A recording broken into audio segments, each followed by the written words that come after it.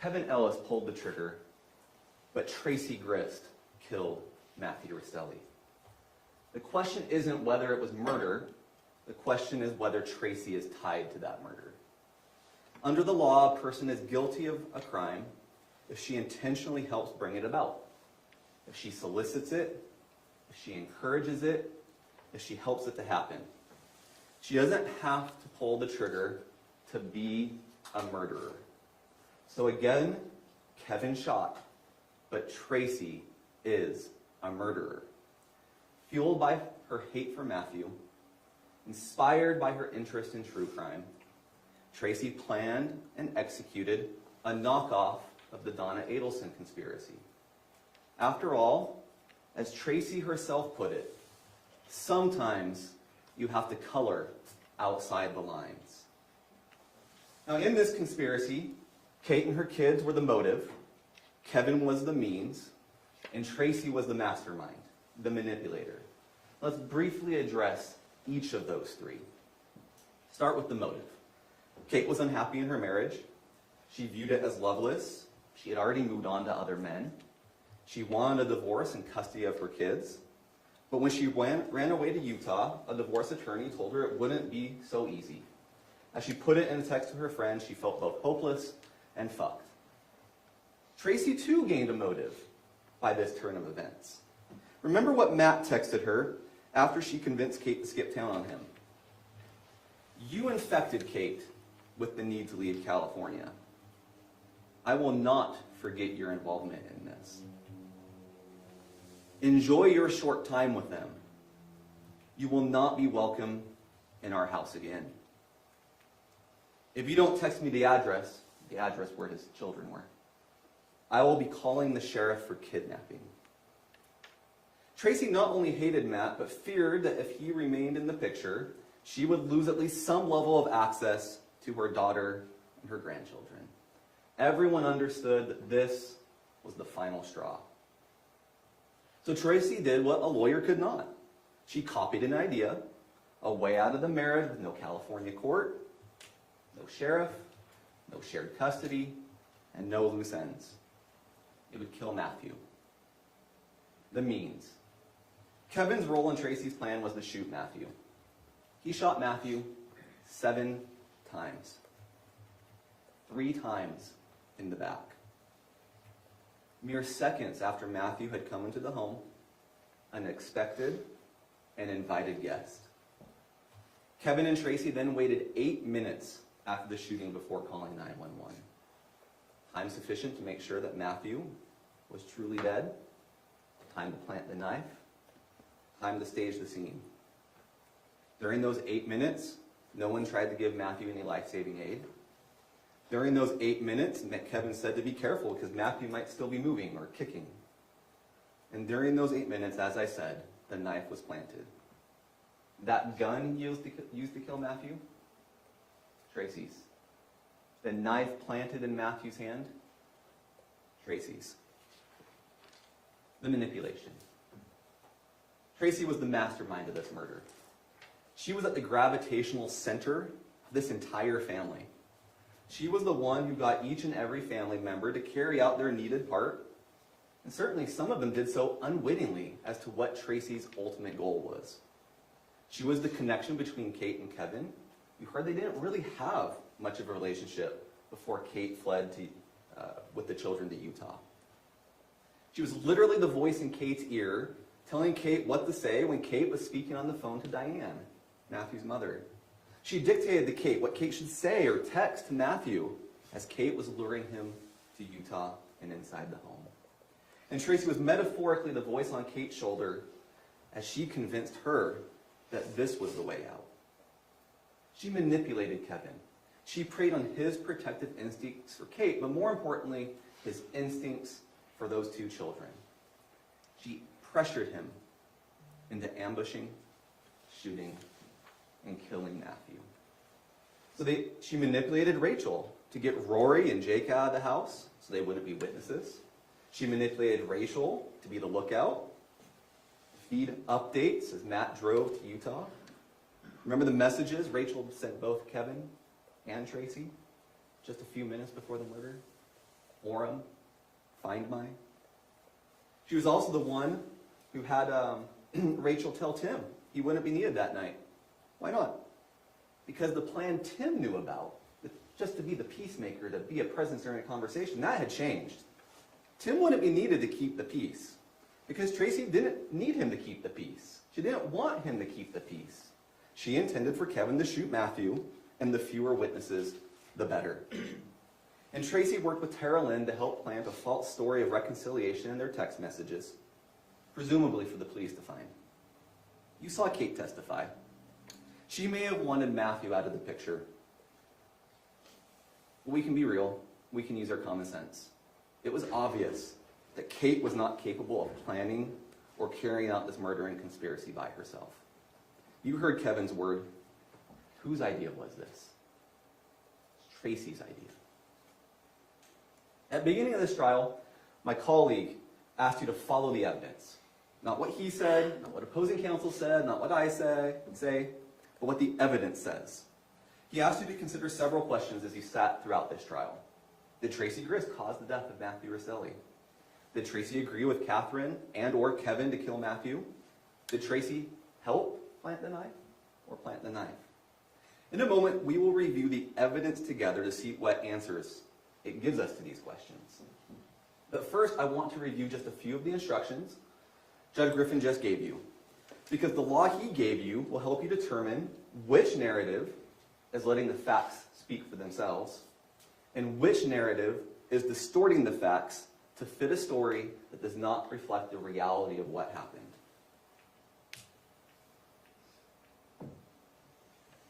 Jury instruction 10 is the reasonable doubt instruction. I want to call your attention to just a few passages in each of these instructions. There are very few things in this world that we know with absolute certainty. And in criminal cases, the law does not require proof that overcomes every possible doubt. You just need to be firmly convinced. And if I say anything in this closing argument that makes it seem I'm undercutting that, I'm not. If I say anything, a slip of a tongue that makes it seem like I'm shifting the burden to the defendant, I am not. She has no burden. The state has the burden. But be clear on what the burden is. You only have to be firmly convinced, not beyond a shadow of a doubt or some other standard. What is evidence? Evidence includes what the witnesses said while testifying under oath, and any exhibits admitted into evidence as noted. The lawyer's statements, the arguments, those are not evidence. But this is important. This is what I want to draw your attention to. You may draw all reasonable inferences from that evidence. And there are many reasonable inferences for you to draw in this case. You may ask, is some evidence better than other evidence? Facts may be proved by direct evidence or circumstantial evidence. The law does not treat any one type of evidence better than the other. It's for you to apply your judgment and common sense on how you wish to weigh the evidence. Similarly, how do you decide if a witness is credible? I obviously couldn't put the entire instruction on here, but the key passages. Use your judgment and common sense. You may consider anything that you think is important in weighing the credibility of witnesses. And this is key.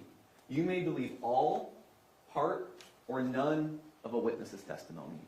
With at least 2 witnesses, there are reasons to believe only parts of what they told you. We'll come back to that. Now, what must be proven? Now, this is just a summary. When we get to it, when you get to the deliberation and later in the argument we discuss it, use the actual instructions. This is just a summary to help us for the moment.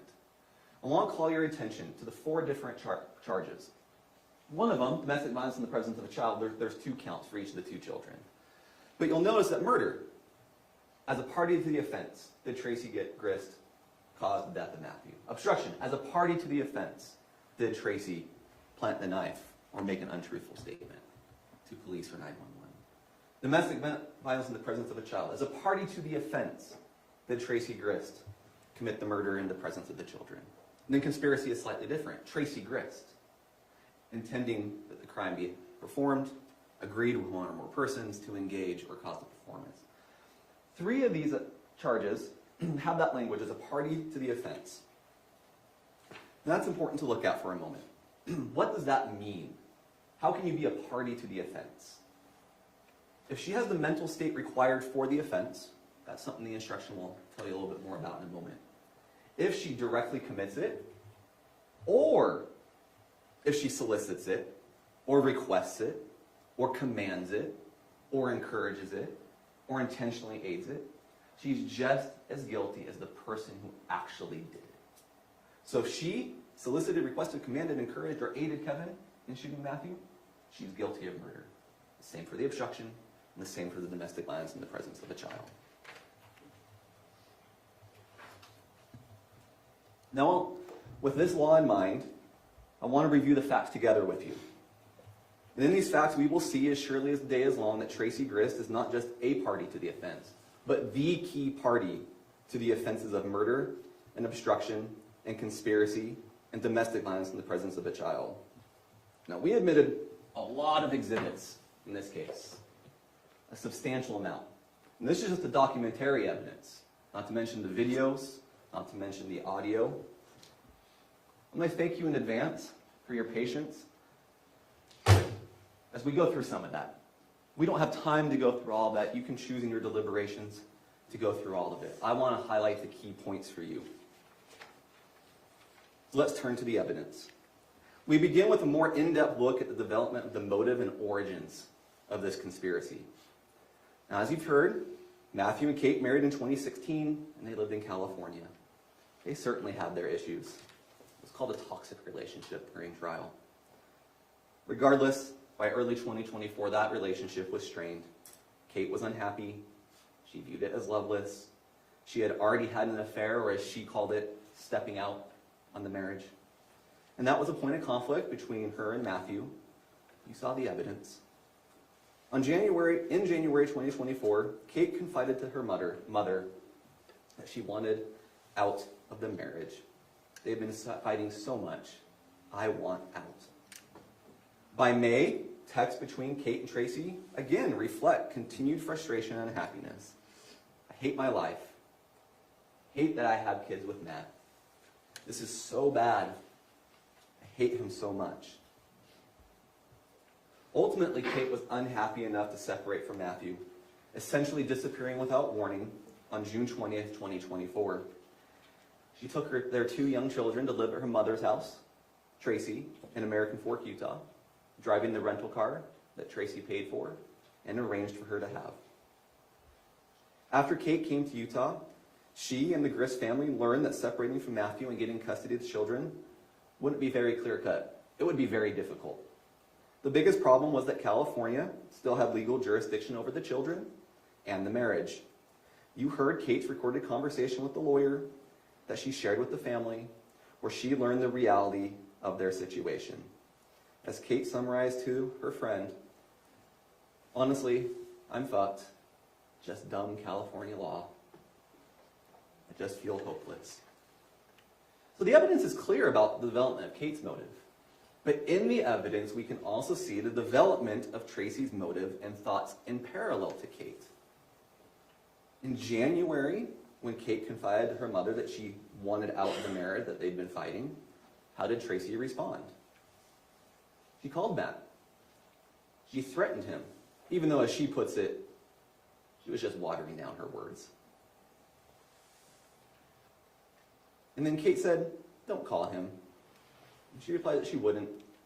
"I'll just drive 9 hours and strangle him." Fuck him. By May, Kate had again confided that she hates her life. This was May 22nd. And the next day, Tracey searches the web for mountain lion. Searches the web for this. What scent attracts mountain lions to human?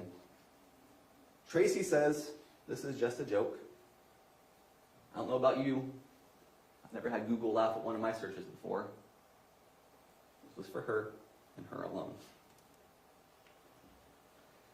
That same day, Tracey flew to California for a short visit to attend her friend Amy's celebration of life.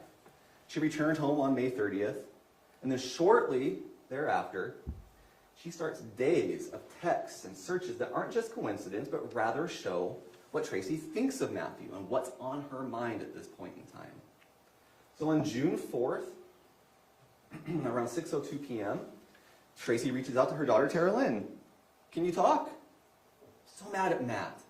So mad. The next morning, we have this exchange where Kate calls Matt a piece of shit because of that issue with the camper trailer. And Tracey says, he's lying. And then, a little bit later that day, tells Rachel, Matt made it so I want to kill him. When Katie asked about whatever I had said about her being in the camper too much, which I never said anything, he straight up lied. I'm gonna kill him.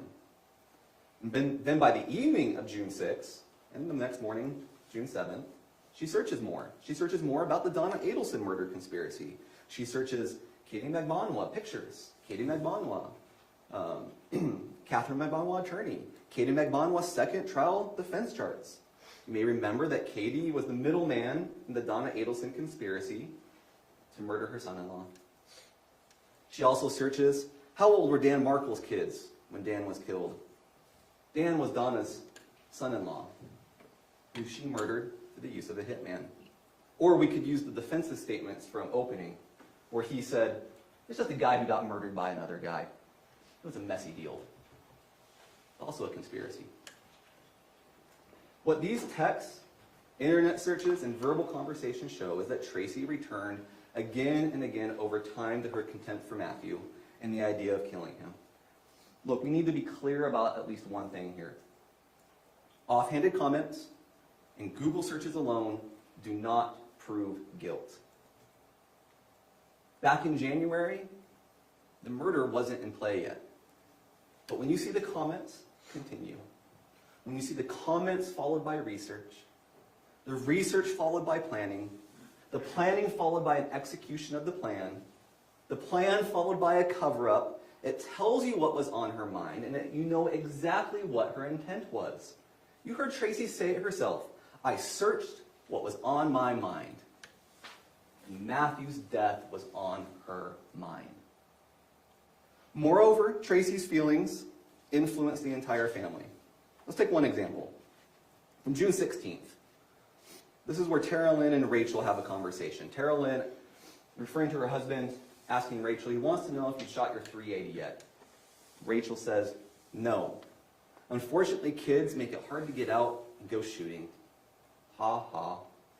We need to coordinate with Mom and take it out before any chance of Matt coming.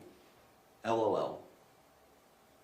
There's a phrase called kidding on the square. I don't know if you've heard it before. It's a communication style where it allows someone to convey a sincere opinion under the guise of humor. It can give you plausible deniability. I was just kidding. I was just joking about what I said. But what such joking does, when it's repeated time and time again, is to normalize violence.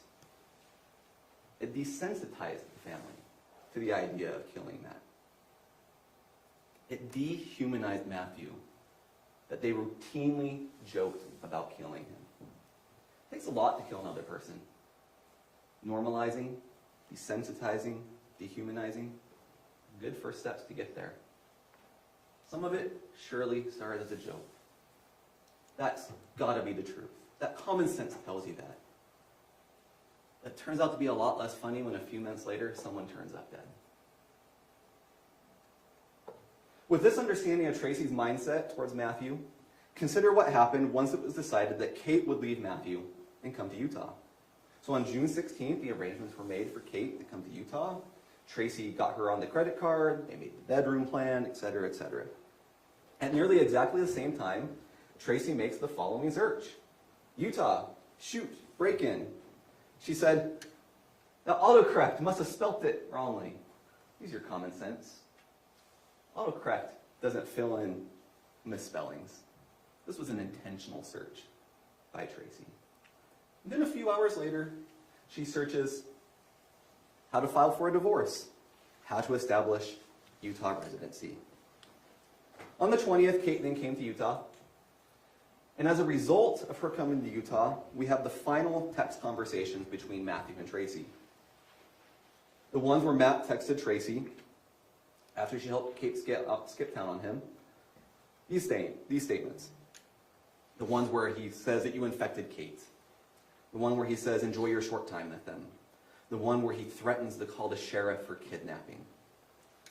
And we can see as a result of this exchange exactly how Tracey became concerned about what had happened, about what she had done, about the legal implications of bringing Kate and the children to Utah. For what we will see is not a temporary breather, but a permanent break. Because the next morning on June 22nd, she makes 16 searches related to child custody, the legal implications, and parental kidnapping. Now, what did Tracey learn from all these web searches? We can infer, remember the instructions, you can make reasonable inferences from the evidence, that she learned exactly what the lawyer told Kate on July 11th. California still had jurisdiction. Jurisdiction for the divorce, jurisdiction for child custody, and there was no way Kate was going to get sole custody of the kids in Utah. And now, at this point, after that, Kate had very real reason to fear losing at least some access to her daughter and her grandchildren.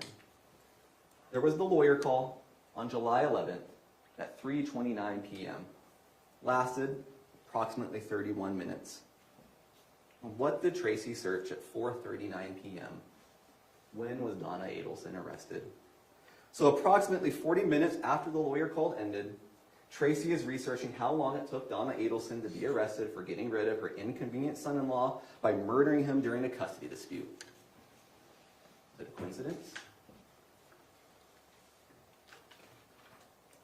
If you still have any lingering doubt that Tracey didn't know exactly what was going on with the lawyer or wasn't controlling absolutely everything and everyone in this family, remember her conversation with Tara Lynn from before the lawyer meeting. Tara, call Kate. Help her with what to say to the lawyer. She's happy about not going back, and she needs to take legal steps now. School starts soonish, July 1st. Does this sound temporary to you? Tracey knows Kate isn't going back, even if she testified otherwise. She directs both Tara and Kate on what to do. And let's be real, kids don't need to be registered for school in Utah if they're going home to California. What else Tracey say? The next day, I'll listen to the lawyer call and report. So what do we know? We know in Tracey's own words that she had contempt for Matt, hated Matt, disliked Matt. Use your adjective of choice. We know in her own words that she stewed over his supposed lies. We know in her own words that she repeatedly joked. She discussed killing him, harming him. We know in her own words that she was well acquainted with murder conspiracies. We know in her own words that she was researching about shooting intruders. We know in her own words, after Matthew threatened to call the sheriff over kidnapping, that she was concerned about parental kidnapping and the legal implications. And we know the lawyer told the family that this wasn't a legal battle they were going to win. Was there an initial plan for this family, for Kate, to pursue a divorce? Yes, that was the initial plan. But by this point, by July 11th, the backup plan took priority for Tracey, Kate, and Kevin. A way out. But that way out was to get Matthew out of the picture permanently. I want to remind you of one more thing on this point before we move on. Kate testified that the conspiracy first came together about a week to a week and a half after she got to Utah on the 20th. You should believe Kate to the extent you can corroborate Kate. We can corroborate this point at least. The Tara Kate messages were July 11th, a little bit more than a week and a half. What do we have here? On June 21st, Tracey told Kevin about the sheriff and the kidnapping issue, forwarded the message, and how did Kevin respond? How about no? They're not worried about Kevin. Sorry, they're not worried about Matt. And on the 26th, Kate texts Kevin, what day are you coming back? Wondering for Olaf. Nickname for Matt. If I have to rush back, I can make that happen. June 29th, that week to week and a half. What did Tracey tell her sister and her brother? I want him to show up. he still thinks it's only for another week. And of course she wanted him to show up. You can't remove Matt from the equation if he's not there. In the end, whatever the exact moment was that the plan came together, whatever the exact moment the agreement was made, after the afternoon of July 11th, the die were cast.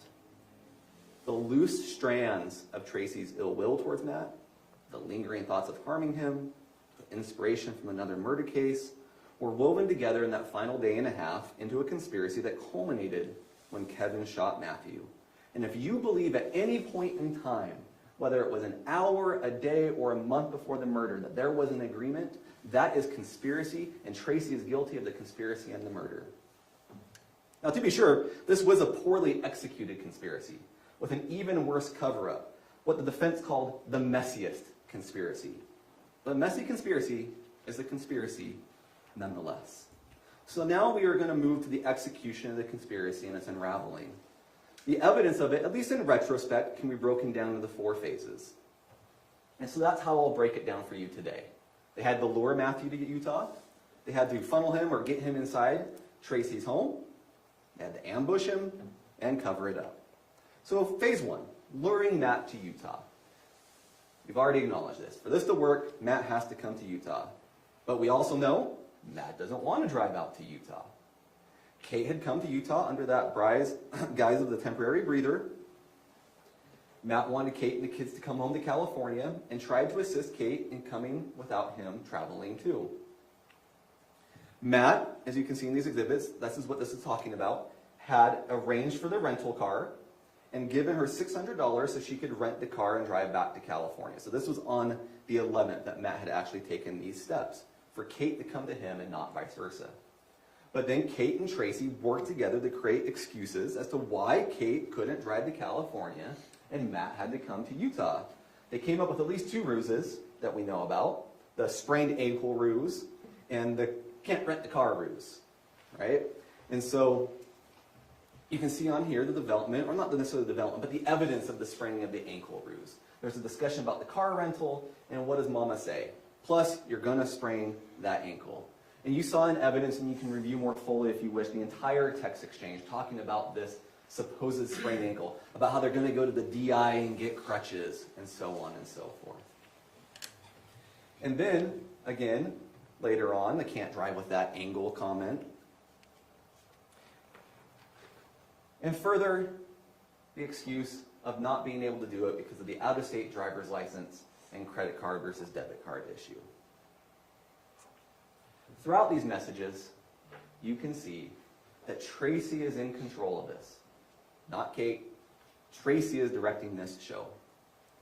At Tracey's direction, not only did Kate convince Matt to drive to Utah, but she convinced him to drive the truck, one with the AirTag in it.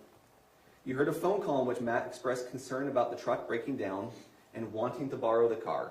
But Kate was insistent he had to drive the truck.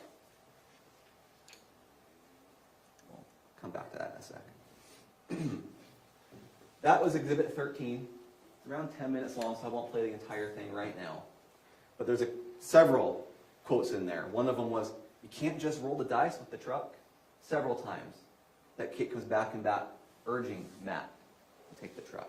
And you know why, because the AirTag that had been hidden inside the truck, in the bin, under the pile of trash. One Matthew didn't know was there, partially because of the trash, and partially because he had the Android phone and wouldn't see it. Now, Tracey, Kevin, Rachel, and Tara Lynn, unlike Matt, could and did track the AirTag, including when Matthew came to Utah. We'll just go over a few examples. Right? Okay, so here is Tara Lynn telling Kate to hide the AirTag in the truck. And we see the group message that was created between Tracey, Kate, Tara Lynn, and Rachel, where they're all tracking Matthew. Comments are made during this discussion. Well, you might break down the desert. Ha, ha, ha, ha. At least we can watch it. Well, watch it because they can track it. And that was Tara Lynn saying that. Rachel responds, at least we'll be able to track the truck as long as the AirTag stays there. We have elsewhere, a few days later, Kevin tracking Matt, telling Kate, hey, the tag is still active. And here's a screenshot of his current location. Even Kelly, Tracey's sister, knows that she's tracking Matt. Have you been getting hits from the AirTag in the truck? You can infer Tracey told her about it. Despite Kate convincing Matt to drive to Utah in this trackable truck, there was another problem. Matt was reluctant to come inside the house. There was a few reasons for this. One, he didn't want to turn off the truck because of the whole starter issue and the concern of would it turn back on. But the evidence also shows it was just because of what his purpose was. He just wanted to pick up the kids, get his little family, get them in the truck, and go home to California.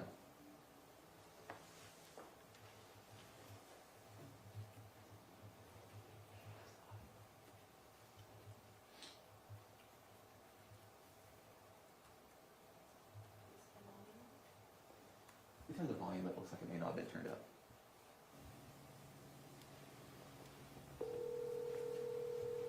Yeah, what's going on? Good, how are you? Pretty good, what's going on? I was just called to see how your drive is going. I'm just passing that abandoned water park. Oh, fun. Cool. Yeah, I just like right now I'm looking at it. Yeah. My mom said if you're too tired, when you get here that you can always sleep here. She said she'll keep her distance. She'll actually be asleep. It's not like that. I'm just not gonna talk, that's all. Okay. Or if we want, we can get a hotel. She said she'll give us $100 towards it. No, it's not like that. I just wanna see my baby, see you. I brought my pillow and everything else. Right. So, I'm not really worried about it. So, well, but what do you want to do? I want you to be comfortable. I will be, I just become Okay. once I have my family. Okay, well, good.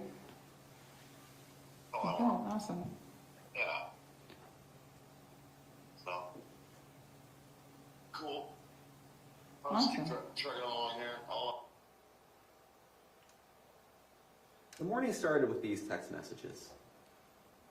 Good morning, getting up and getting moving. Exciting for today. That's what Kate told him. He responds, I'm over the moon. Can't wait to hug and kiss you all. You have other phone calls in the record that you can listen to from the morning. That last phone call you just heard was at 2:20 in the afternoon. There's another one around 8:15 p.m. You can listen to all of them if you want. You'll notice Matt's not agitated. Matt's excited about seeing his family, seeing his baby, going home. Completely different than the testimony you heard from Tracey, that he was agitated, and that explains what happened. Not what explains what happened. Anyways, Matthew didn't want to go in Tracey's home. He didn't want that confrontation. He didn't want to turn off the car as we discussed. He just wanted to load quickly and go home.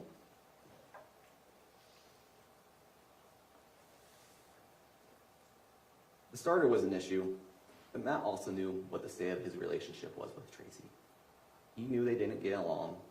He knew they each knew what the other thought of the other. So, we have these messages that clearly show how he feels. We've seen the messages from Tracey that clearly shows how she feels. Despite this, Kate repeatedly reassured Matt throughout the drive. She gave him the gate code. She told him the doors were unlocked. She put that cardboard out. She said she just heard Tracey would be asleep.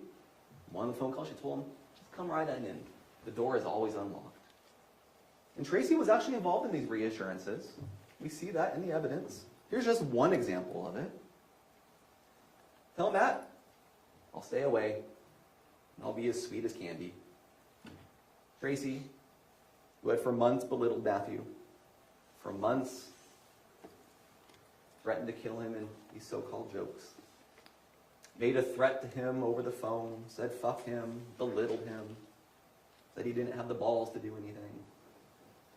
Tracey, who had gotten Kate away from Matthew, is now encouraging Matthew to come inside the home without knocking, without hesitation. What's common sense tell you about that? Meanwhile, when this is all happening, the family is monitoring the AirTag. Now, you heard Rachel testify that she watched it at least 5 times that day. We know Tara Lynn and Rachel knew about it. Here is Rachel texting Tara Lynn a screenshot of Matt's location, to which Tara Lynn replies with an expletive, that's pretty far up there. Tracey was doing the same. Here's the text from Tracey to Kate with that same Apple AirTag that was being used to track him. Now, July 12th was a hive of activity amongst the family as preparations were made for his arrival. Throughout the day of the shooting, the family exchanged phone calls and messages, many of which discussed Matt.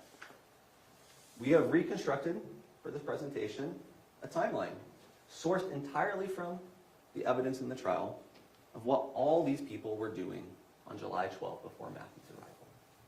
Now, I'm going to give you a note up front. This is a demonstrative. This has not been admitted into evidence. You don't get it during deliberations. So feel free to take any notes that you would like from this to cross-check those exhibits on what stands out to you. Now we have a little key. There's persons involved. Matt will be highlighted in this light purple color, Kate in yellow, Tracey in red, Tara Lynn in green, Rachel in blue, Kevin in orange. Aurora, Jake, and Tim don't appear very frequently, so they're just still on white. You'll understand it. And then the communication types also get colored. Text messages in black, phone calls in purple, Facebook Messenger, whether that be a text or a call, is in blue, and web searches are in green. At the top, you'll see the time, you'll see the sender, you'll see the receiver, you'll see the message or a description of what it was, you'll see the duration or an indication that it was a text message, and you'll see a note to the exhibit number, because like I said, these are pulled from the exhibits. Feel free to refer to them during deliberations, should you so choose. So it starts out, good morning, Exhibit 8. We've already been over that text exchange. And then Tracey and Kate have this discussion about the rental car. Darn that rental place for not taking a debit card. Kate, I have to be more upset. Then they have a continued discussion about that. And then what was found on Kate's device, the audio recording that occurred sometime between 7:57 and 8:04. The recording where she goes up to Kevin, saying she needs to go make her story more believable or plausible, and that the kids know that she is upstairs. Kate then has a phone call with Tracey, then a phone call with Matt, and then we have some back and forth phone calls. Kate Tracey, Kate Matt, Tracey Tara Lynn Kate, Kate Tara Lynn. At this point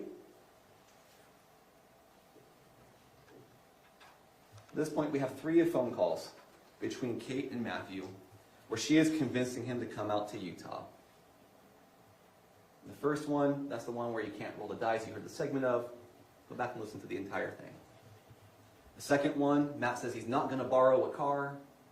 And by the third one, Matt says that he got the permit, he's going to be able to drive the truck out. And then right after that, Kate texts Tracey. He's going to drive out. So the plan worked. Matt's coming to Utah. And then what happens? Kate calls Tara Lynn. Tara Lynn calls Rachel. Rachel texts Tracey. Tara Lynn calls Rachel. Tracey texts Kate. I'll call you. Then Tracey, a little bit later, does call Tracey. Have you ever seen the third Lord of the Rings movie, Return of the King? Or is that one scene where they light the beacon tower and it just goes down the chain and each one gets lit in a row? That is exactly what's happening here. At least on this day, everyone in the family that's involved in these conversations knows what is going on with Kate and Matthew.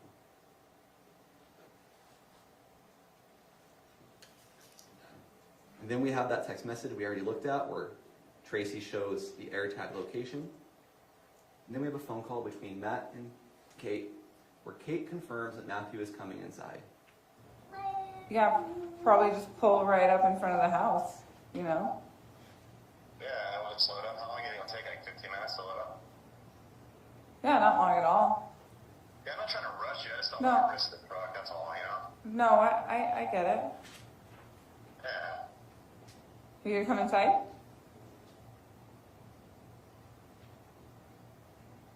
Are you going to come inside and help me load up? Yeah. Okay. Yeah. The front door is always unlocked, okay? So that entire call is about 11 minutes, Exhibit 16. There's more to it. Those are some highlights. Then we get to lunchtime. We again have a flurry of calls back and forth. Or I guess I should say messages. Some of these are Facebook, some of these are phone calls, some of these are written communications. We see that Rachel sends the image of Matthew's AirTag. Carolyn, that's where she says that's pretty far up there.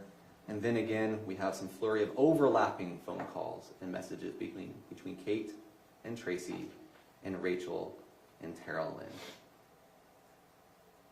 And then right at the end of this back and forth, you'll see at 12:58 there's a phone call between Tracey and Kate while on the phone with Rachel. We're not sure if that's a three-way or if Rachel's put on hold at this point. And then there's a call between Rachel and Tara Lynn, and then a messenger between Tara Lynn and Rachel. But then what do we see? Tracey and Tara Lynn have a phone call that lasts 3 hours and 56 minutes. Then they have a phone call through the Facebook app for 30 minutes and 30 seconds. And then immediately after that, over 30 minutes of communication, they have a text exchange. And I submit to you that this text exchange is completely out of place to the tenor of everything else. In this text message, they continue going on about how happy they are that Kate is going back. I was calling to let you know that Matt is headed out. She already knew by that point. To pick up Katie and the kiddos. Your phone is kind of annoying because I came and have a normal conversation with you. She's going to try to make it work and be a positive experience. I told her I'm a little nervous. Heart emoji to Tracey's first message. I know he's trying, but I'm nervous and trepidation for sure. I support her completely. I really need you to support her because she is on the fence and she needs our love and support to do so for the kiddos. Tracey continues, my only prayer today is he's peaceful and continues to be peaceful. With her, nachos, but she corrects it. Sorry, the month to months, so I'll read it corrected. With her, not just on the drive back from California, but also in the months to come. So not just. And then Tara Lynn responds, from what Kate was telling me, it sounds like he's gotten sober and is really trying. I'm still worried about his temper. I'm still hoping that he's really had a change of heart in the last couple weeks. I'll definitely try to be supportive.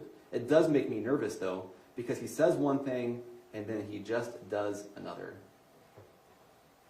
It's meant to throughout all of this, it's not Matt who said one thing and did another. Tracey, I love you. Tara Lynn, I know that them working this out would be the best for everybody, and I will support her no matter what. Sorry my reception is so crappy. I would have loved to have this conversation with you on the phone. Just on the phone for nearly 35 minutes. Tracey, I love you, and all I care about is that she is happy, and that the kids are happy, and I feel like her giving this another chance, especially after she came out for some time to think. It continues. The hardest part, they continue this another page or two. Tracey discussed about how she would just stay out of the way unless Matt wants to come in and say hi. I'll give them space. I feel like Matt's not happy with me. And I'll let Katie stay with us. So I'll be fine. As time goes on, I'll be fine. Probably for the best, and so on and so on. Discussion of marriage counseling. The excitement of seeing his family will be just all he's thinking about. Same.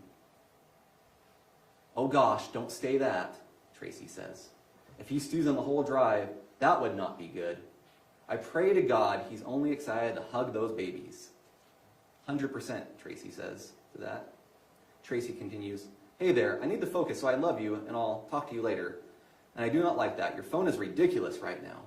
But I can't imagine how you might be feeling about that dang phone. You probably want to throw it across the room.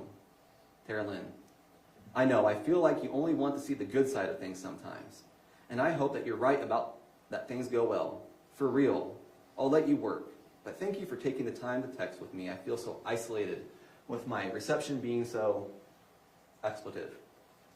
We know she's free to use expletives in so many other communications. She edited this one for some reason. Yet one more reason to show this is a ruse, this is planted. Does anyone really believe this? This is completely incredulous. Here's another one that we know that they knew that Kate wasn't going back. Telling everyone not to engage with Matt. There won't be us after this deceptive mood. Great. That's kind of the plan, dude. That's kind of the plan, dude. There won't be us after this. Any event, after that additional ruse, Tracey and Kevin, quick phone call, they're meeting for sushi. Tracey immediately starts planting messages with Kate. What happened since the previous day? Why is she excited now about this? Well, they're excited because they lured Matt out to Utah. He's going to come in the house. So while Tracey is putting up this farce, Kate is relating information to Matthew. Tracey, you see her right there at 2:13 p.m., searches the "It's Happening" meme. What's happening? Why is she so excited? And well, again, Tracey is putting up this farce. Rachel is clearing the house. You can see that she calls Jake, she calls Tim, she calls Aurora, she calls them all off. Rachel and Jake live there, so just make sure they're not there. Tim, who was going to come over, hear his testimony, he was told not to come. And then we continue to see phone calls throughout the afternoon being exchanged, some of them missed, some of them connected. But what's most important is that Kate and Tracey continue the ruse of Kate going back to California and those messages to Matt. You heard about preparations, you heard differing reasons for the preparations, but we do agree that the children's toys were cleaned up and placed in another room. You see in the photos that the blanket was placed on the couch right next to where Matt was shot. And also during all these preparations, the family monitored Matt's location. Kate consistently told Matt that she loves him. She was excited, even though we know she had no intent to leave. Her bags were not packed. She's not leaving on a jet plane. Not going to get in that car with him. And then at least 3 times in this last phone call at 8:13, Kate confirms, "You're going to come right in, though." That's Exhibit 18. And then Kate sends him the gate code. And then at 10:01 p.m., just minutes before Matt's arrival, Rachel texted Tracey and then Kevin and told them to look at the AirTag as Matt passed through Orem. So who's the first person she sent it to? Tracey. Who's the second person she sends it to? Kevin. But who is noticeably absent? Who does she not send it to? Kate.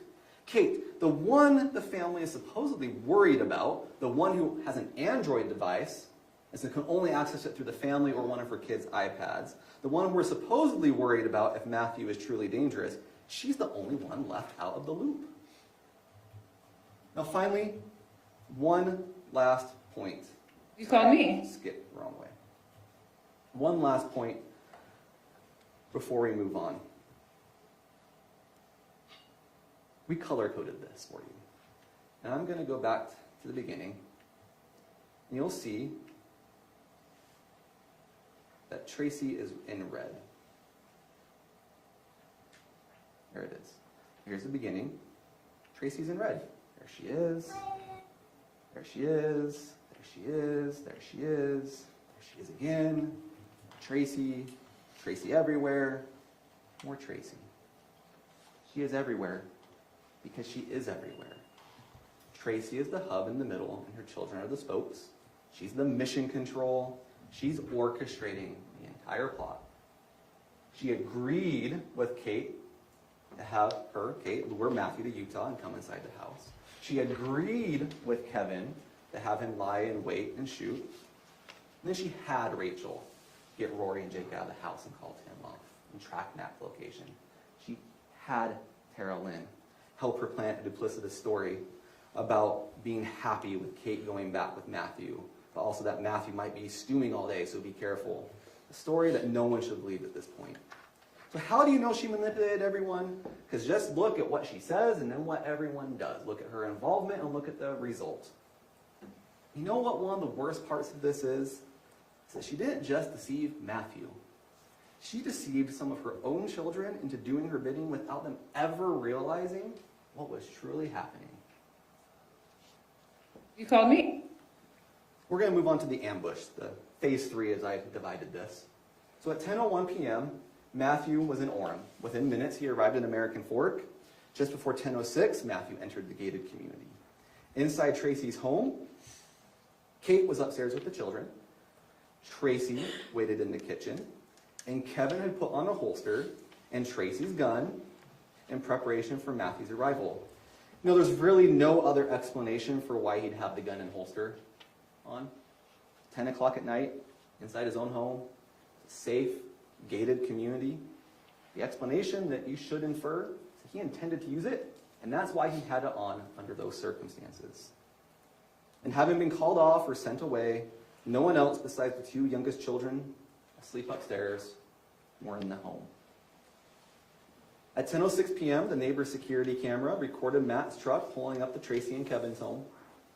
It took around 30 seconds to park. The video at least lasts 30 seconds, and you see him at least stopping by the end of it. And then he gets out and goes in. At 10:07 p.m., there's the parked truck. At 10:07 p.m., within mere seconds of his entry, neighbors said they heard the gunshots from the home. Now, when you look and analyze the physical, the forensic, and the medical evidence all together, it shows you what happened. So as shown in this slide, which I already had up, Matthew took over a little 30 seconds to stop. He left his hazard lights on when he got out. He carefully parked over the cardboard, took a few moments, whatever time he needed, and then proceeded inside.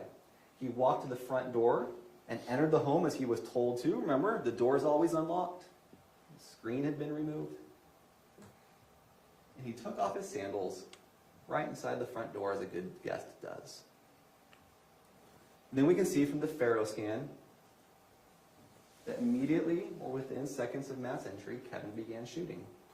Matthew tried to flee down that hallway to the left. That makes sense because the evidence shows Kevin must have been standing to his right based off bullet casings, bullet trajectory, and all the other scene evidence put together, not any one individual thing. Now, unfortunately, Matthew didn't make it far. You can see with the black redacted box where Matthew fell after being shot in the chest, the side, the wrist, and the back 3 times while he moved away from the door towards the hall, landing that 10 or 15 feet from where he left his sandals. Now we're going to come back to that aspect in a moment and where Matthew fell. But for now, just remember what the crime scene expert, he pointed out where Kevin would have been based off the totality of the circumstances. Casings, the bullets, the trajectories, and all that. And from his testimony, you may reasonably infer that this was an ambush. 10:06, you saw it on the video, 30 seconds, more time to get to the door, 10:07 shots fired. There wouldn't have been enough time for Kevin to run around to that garage and get that gun from the safe. There would not have been enough time for Matthew to walk around as was described in some of the testimony. It was immediate or near immediate ambush. And that's the result. At 10:08 p.m., the neighbors who had heard the shots texted Tracey and asked if they were okay. At 10:09, no response. They called 911. Now, around this time, Kate, who had stayed upstairs with the kids, overheard Kevin say something to the effect to be careful, because he, being Matthew, might still be moving. Interestingly enough, that's one of the few things that Kate said that didn't have some form of independent or external corroboration until Tracey took the witness stand and said the same thing. So at least that part was true from her testimony. Tracey did not call 911 until more than 8 minutes after the shooting, 6 minutes after the neighbor had called. And by that time, police had already been dispatched and arrived 2 minutes into Tracey's call. Notice when they arrived, the lights were still off. No one in this 8 minutes turned on the lights. They were expecting him and didn't have the lights on awaiting him. Like I said, it was a bad cover-up to a bad conspiracy.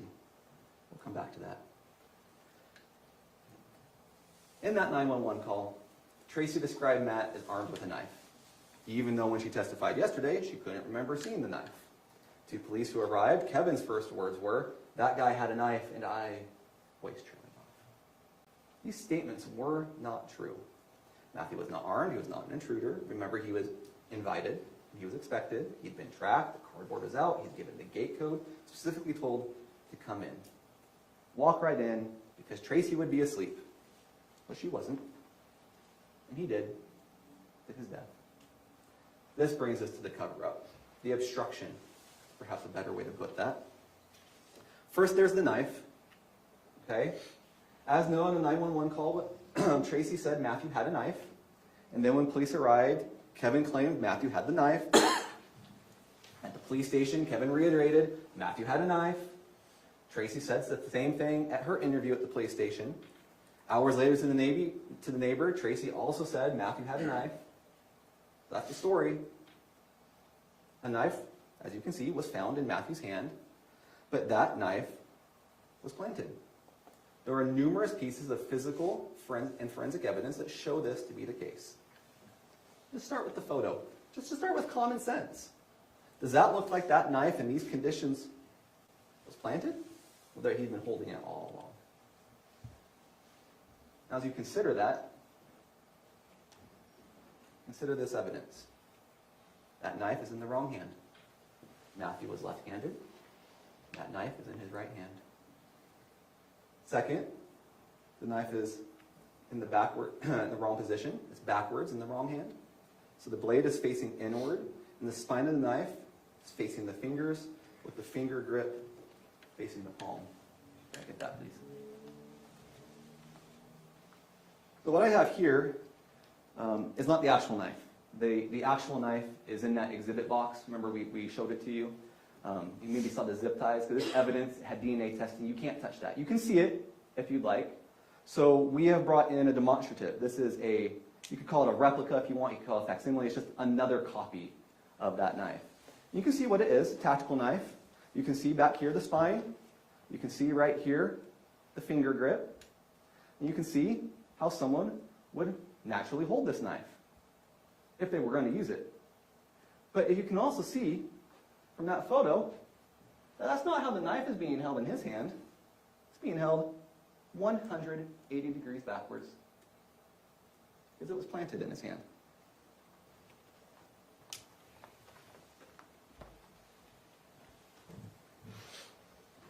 Consider the blood evidence that was discussed. There was the discussion of the blood pooling and the patterns. To be honest, the photos are somewhat graphic, and I'm not going to show all of them. You have all the ones that were admitted into evidence, and you can review it for yourself. But you can see enough here. There was blood pooling near his shoulder. There's no blood pooling under the arm, where that gunshot wound is. Blood is everywhere else, but where the arm and the wound is. And that tells you that arm had been moved. Then there's the medical evidence. Matthew had been shot through his arm near the wrist. We had a discussion where the gunshot wound perforated the skin, the tissue, the ulna bone, and the flexor muscles. Do you really think Matthew would still be holding that knife after being shot 7 times, 1 time in the wrist, running down that hallway away from Kevin, and falling face first on the ground? And fifth, we know that the knife belonged to Tracey. I've reiterated this, and I'll keep reiterating it. Believe Kate to the extent you can corroborate Kate. Okay? Now, Kate did testify. This is Tracey's knife. She told you where it was hidden in the laundry room. She told you that she saw it beforehand. And how can we corroborate this? Well, we know it's an unusual knife. The detective discussed local stores don't sell this. We saw where Tracey gained access to it. Her friend Amy's husband, Pierre, had passed away, but he'd been getting these tactical mystery boxes from My Tactical Promo. And that Tracey, by being in the home multiple times, taking care of her friend Amy, had access to it. We learned in testimony that Tracey's not above taking things from Amy. We talked about the titles, right? So she had access, and she does that in another circumstance. So you can infer that she did it in this circumstance. And we know from the Facebook posting by mytacticalpromo.com that it is that knife. And then there's the DNA evidence, where, there's a lot you can say about DNA, but what you can say is there's very strong support that the DNA on the knife belonged to Matthew and Catherine, or Matthew and Kevin, and Matthew or Tracey. Point of that is, you may not know which of the Grist family members planted that knife based solely off the DNA, but you know it wasn't handled only by Matthew. And you know someone in that home put it in there. Okay. You also heard the expert's opinion that it was planted, right? Consider that for what it's worth. But you already know it from your common sense, from these factors that we just went over, that Matthew was not holding that knife when he was shot, and he was not holding that knife until Tracey and Kevin put it in his hands. At this point, I want to review a few of the instructions with you. I'm not going to put these on the slide. You're free to follow along. You have a copy of these. If you want to make notes, you can. You certainly don't have to. And I want to be certain of this, that you follow the exact language in these instructions. I'm just going to walk through a few of them. And we're going to start with inferring intent, right? Tracey left a lot of digital evidence that tells you what her intent is. But you still have to infer a little bit. And you have to infer a little bit about everybody else in the family and what their intent and motivation was. And that's what this instruction tells you you can do. You seldom have direct statements, so you use the statements that you have, use the conduct that you have, the circumstances that you have, to see what the intent is. And then on instruction 30, we have the party liability, the party to the offense instruction that we went over earlier. And we already discussed this, that Tracey is guilty if she directly did any of these crimes, and Tracey is guilty if she intentionally, knowingly, or recklessly solicited it, requested it, commanded it, or encouraged another person to commit the charged offense, or she intentionally aided another person to commit the charged offense. Okay, so with that in mind, let's look at the actual crimes. Instruction 31 is the murder instruction. Tracey Grist as a party to the offense. And let's just focus in on intentionally or knowingly caused the death of Matthew Restelli. If you want to look at B, you want to look at C, you're certainly free to. There's various theories. You could look at this evidence and decide that it was a depraved indifferent circumstance. But the theory the state has told you today, the theory that the evidence most closely tracks, is that Tracey Marie Grist intentionally or knowingly caused the death of Matthew Restelli by agreeing with Kevin to have it happen, by agreeing with Kate to have it happen, by soliciting or requesting Kevin to do it, or maybe she just encouraged Kevin to do it. Really, the evidence shows she did all three. She certainly aided by aiding in the ruses of Kate, that she gave Kate the pass to Matt, by helping convince Matt to come into the home to be ambushed by Kevin.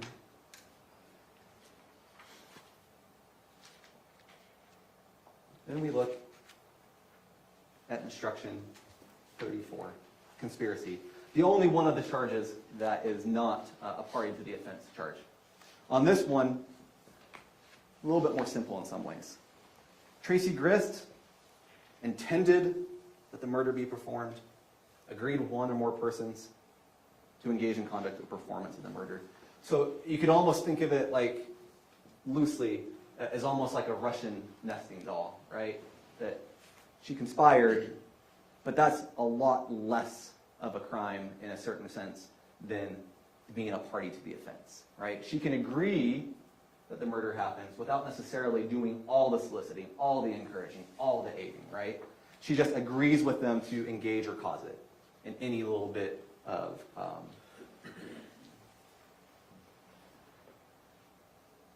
should probably rephrase that slightly differently. She agreed and then took a substantial step along the way towards committing it. And the substantial step could be a little bit or far less than the party to the offense soliciting or encouraging or aiding. Then we have the obstruction of justice, back to the party of the offense. And you know, we have this, and it's a little bit lengthy, but I want you to compare that to 36 while we're doing this. So Tracey, as a party to the offense, had the intent to hinder, delay, or prevent the investigation, the apprehension or prosecution, conviction, or punishment of any person, regarding conduct constituting a criminal offense, and then did one of these three things: altered, destroyed, concealed, or removed, made or presented or used anything known to be false, or provided false information. 36 makes this easy by putting that in plain language, what that means. What that means is, did she plant the knife, or was she a party to the offense of planting the knife? And or did she make an untruthful statement to 911 or the police about Matthew Restelli having the knife before Kevin Ellis shot him? And then we have instructions 37 and 38. They are substantially the same. They are both the offense of commission of domestic violence in the presence of a child. Count 37 represents Steele being upstairs in the bedroom when Matthew was shot. 38 represents Cheyenne being in the bedroom upstairs while Matthew was shot. And 39, instruction 39 just simply points out that no one is disputing that Matthew and Tracey were cohabitants. One more thing I may want you to look at on the obstruction charge before we move on from the instructions. That is for planting the knife or the lies. And I want you to consider on that one Tracey's conflicting stories about the knife. You can see the evidence for yourself. There's no way she didn't see the knife. But think about the conflicting stories about a related point to the knife. She told Diane that she hadn't checked the pulse. She told 911 that Kevin had checked the pulse. And then her testimony is that she had checked the neck and the wrist twice. There's no way that she leaned down to check the neck or the wrist and didn't see that knife.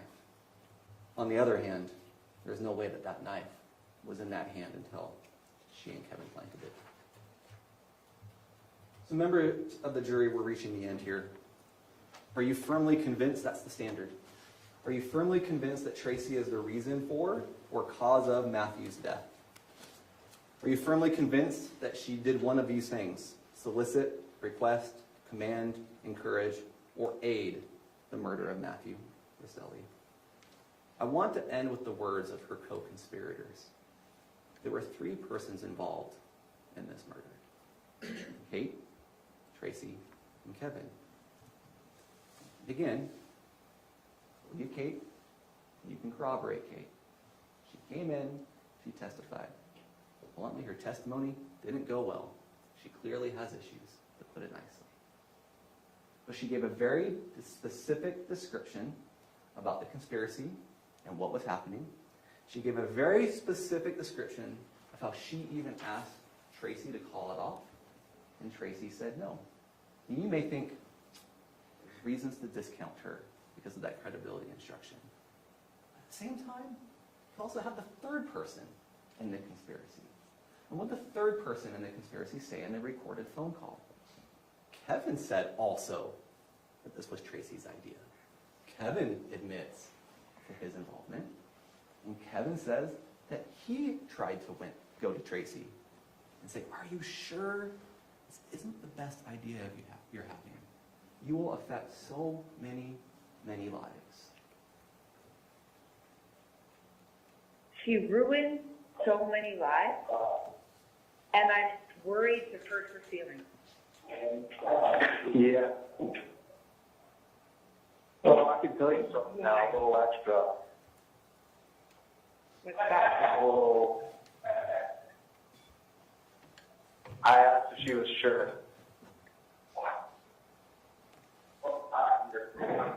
She was sure? Mm-hmm. Because she was like, tell me anything about all this stuff about to happen.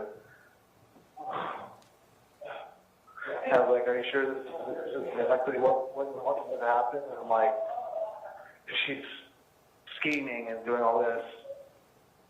And she said yes. And she beat Cheyenne. That was her response. Or he beat Cheyenne. Oh my God. I never wanted to hear. I'm sorry that I wanted to tell you that for so long. No, I know. I can't even imagine. And I That's feel so like sad. I still bear so much of the blame too for all this. And that makes me so mad that she's caused you to have to live with this. I mean, Like it's, I could have done something different. I should have started off, but I should have said no. yeah. Yeah. But your mom should have never asked you that. You should have never had to have to say no. The same person who planned this is the same person who baked cookies. It's the same, like, And that's wild. Like, she's the one who made me my chocolate chip cookies without chocolate chips. I know, Yeah. and blueberry muffin cake for your birthday. Yeah. Fun. But this is what she wanted to do. This is I mean, she had to know that there's consequences. She had to. I just don't think, she just doesn't think far enough ahead. She never has. And I think she just is so used to getting rid of everything, she just, I literally warned her. I said, this will change so many lives. You won't even know how many lives it's going to change. oh my God, you said that? That's, wow. Yes. I said, this is a decision you can't take back. I said that to her. Wow. Kevin. Yeah, so there's that. You were the voice of reason, and we all wish we could have, like, seriously, that's what Rachel and I were talking about, like, the reason she didn't want to tell us is because she didn't want to hear our opinion. But you gave her the opinion that we would have given her. Like, you,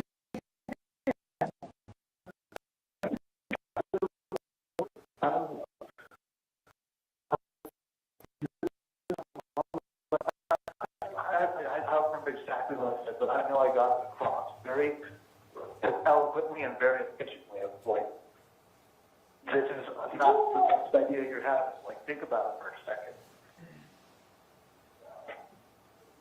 oh my God. So, and then that's why I feel so much blame, because I would step up at that point and be like, you know what, no, I need to take my own advice. Yeah. I trusted her.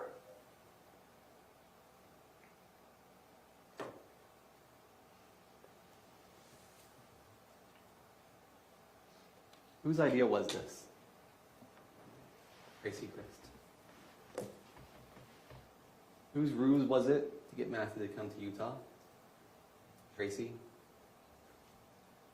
Who manipulated Kevin into shooting Matthew? Tracey. Who had Rachel clear the house and call Tim off? Tracey. Who had Tara Lynn help her create false texts claiming reconciliation and joy over reunion? Tracey. Whose gun was it? Tracey. Whose knife was it? Tracey. Who knew this would affect so many, many lives? Tracey. Who hated Matthew Restelli? Tracey. Who was warned? Tracey. Who can't take it back? Tracey. So whose crime was this? We ask you to find Tracey Grist guilty of murder for causing the death of Matthew Restelli by encouraging it, soliciting it, requesting it, and aiding it to happen. Guilty of conspiracy for agreeing with Kate and Kevin to end Matthew's life. Guilty of obstruction, for planting the knife and lying to police. And guilty of 2 counts of domestic violence in the presence of a child. For having Matthew killed while his 2 small